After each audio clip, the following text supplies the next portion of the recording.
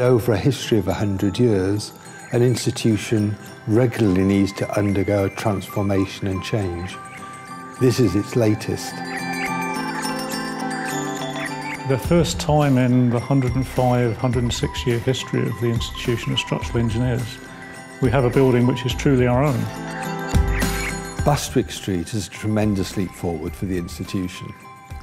A building, of course, is just the place that we occupy, but the change, the reinvention, the reinvigoration that it offers is a tremendous opportunity for the future. Edwin Sachs started the institution in 1908. Sachs was an architect and together with 100 other people from all walks formed what was called the Concrete Institute. Its life as the Concrete Institute was relatively short-lived, and in 1922 it formally took on the title Institution of Structural Engineers, recognising a lot of the things it had been doing with concrete actually had applications across the full range of structural building materials. And then it was in 1934 that the institution was granted its Royal Charter. By the time we formally became an institution of structural engineering, we had 3,000 members. Today that number has grown to 27,000, with members practicing in over 105 countries around the world. The institution was very fortunate to acquire a lease in Belgravia in 1934. So the institution were able to have those premises on what was essentially a peppercorn rent. Over the 80 years of the institution's life, our use of the building grew phenomenally. As early as the late 1990s, the institution's board recognised it would have to make plans and started to accrue some financial reserves for the day when we would move. The property market was hardening. More buildings were being sold for residential development. And then, almost by chance, we stumbled upon this building in Bastwick Street.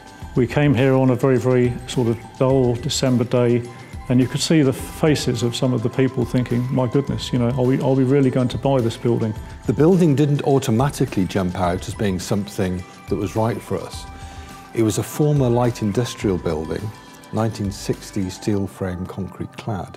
The project essentially was more than a fit out, it was a complete retrofit. Essentially, we've split the building into two. On the third and the second floors, we have the staff accommodation, which is predominantly open plan space. On the ground and the first floors, we have the auditorium, 4 meeting rooms, the library, and a fantastic open space that we can use for exhibitions. It was important to us that we put something of the image of structural engineering as a key feature of the new building. What we've tried to do is to use the entrance area, the reception, to create this double height building using the materials that structural engineers use as their day-to-day tools of their trade.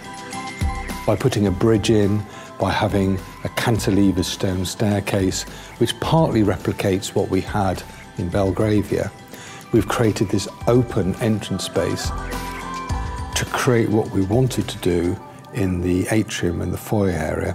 It was essential to bring on people that had the vision of how they could adapt this building.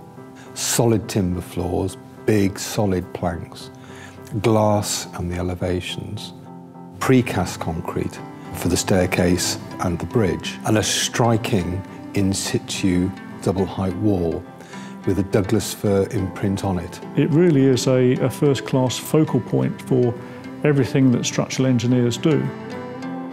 The work of the architect in thinking through the space on what was essentially a long and shallow building, and then the engineering excellence to retrofit and understand how we were going to strengthen the structure and create the wow factor. Couldn't have been done by one party in isolation. Young structural engineers in particular coming in are thrilled at the space. It's contemporary, it's modern, it says a lot about a new era of structural engineers. But equally, our senior members have enthused over the bridge and the design and how it works and the staircase. It's easy to talk about being forward-looking and preparing for the future, but there are some really exciting challenges for the institution.